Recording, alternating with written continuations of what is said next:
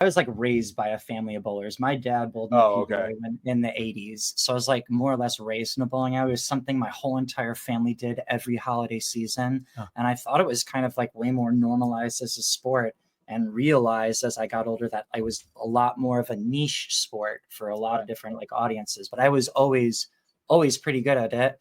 And I competed like in high school, and I was ranked in high school, that kind of thing. And then I kind of put it down for a long time because I went to art college and I met this guy, and it was all about music. And I was really finding that identity. And bowling was just not something that was really easily accessible in Chicago, especially since I didn't have a car. I wasn't going to lug a bowling ball through the train and the bus system to just go for fun. That just wasn't something I did anymore. But now that I'm in LA and like more solidified with the routine, it's like it was something that I can do like once a week in a league. So it kind of came back into my life. And over the last year, I got way more serious about it. And just like he set a goal for himself, like weightlifting, it was like, oh yeah, I did that for myself too. And I just accomplished it. And it felt really good. So yeah, that makes the other things in life so much more enjoyable and balanced, because like we get to fulfill that other part of who we are. Because like we've both done like the touring thing where that's all you are doing is you're just in the car for 5 to 7 hours, and then you get on stage for an hour, but that's it. And then you don't really get your own time either. So it's like finding something that you can do within that time is really challenging. And like weightlifting is one of those things that's kind of accessible. Like if you get a gym membership and you tour around the country, you can find a gym and make it happen, you know? Yeah, absolutely. I think people forget sometimes, you know, they get so focused on the thing, like even if it's not even their passion, it's just like they get focused on work, or they get focused on the day-to-day, or they're just like, these are the things I have to get done, so I can't do these other things. But if you kind of ignore those extra passions that you have, everything suffers. Without a doubt. Too much of anything is too much. Like everybody needs water to survive. Too much of it and you drown. Easy analogy. Right. Exactly. I don't know how we're doing on time, but you brought something up that I did want to talk about. You just mentioned it. Do we still have... Go for it? Yeah, we do it. There's no limits here. So go for it. Cool. You mentioned taking a hobby seriously and whatnot, and like how musicians have a tendency to dive really hard into things, right? And tunnel vision in like this hyper fixation way. And is just in the conversation of like having a little something in your life that embellishes it.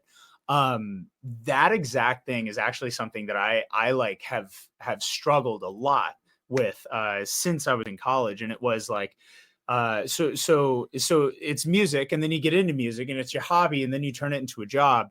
And then like over the years I was like, well, I like fitness, and so I turned fitness into a job. And then during the pandemic I got really into baking, and I was like, maybe I should be a professional baker.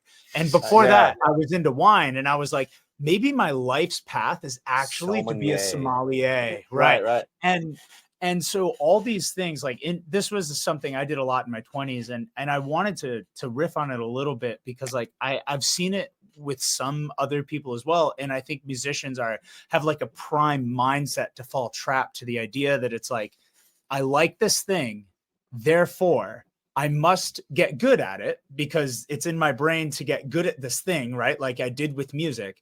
And then I'm going to try and make it my job, and I'm going to make it my career. I'm going to try and fill my whole life with this thing. And in the end, every single time I've done that in my life, it's always ruined that thing for me eventually, right? And actually, it's a really good point.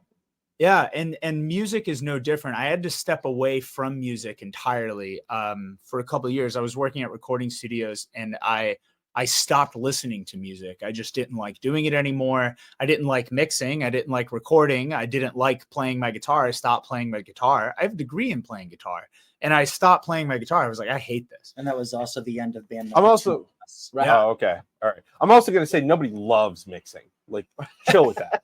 Nobody. It's like the one thing in the process that I don't do. Like I record, I edit, like I do all the things. I don't mix. Don't mix. I pass it off. I did love mixing for a while, and I loved producing, but truly eventually, right? It died off for me. And right now, and I think this is just something that kind of came as a result of being in my 30s now. I'm 33, and like with weightlifting, like you said, right? It's like, did you have your idea? Did you want to do a competition? And the first thing I thought of once I got to the gym was like, okay, I need to be competitive. I need to be a professional. I need to. And this last year, I was like, hold the phone. I'm not going to do that. Like that, I made it my goal, like to give myself a small life lesson to just enjoy the hobby, because life is worth living with hobbies, and you don't have to turn them into this big life or death thing with stakes and state and put your career in that direction, and like, you know, and to kind of go over the top with it, if you will. So this year I've been using that as a way to teach myself to go in only a little bit and enjoy it and keep enjoying it, so I don't kill it for myself. You know? I think that's really good important. advice.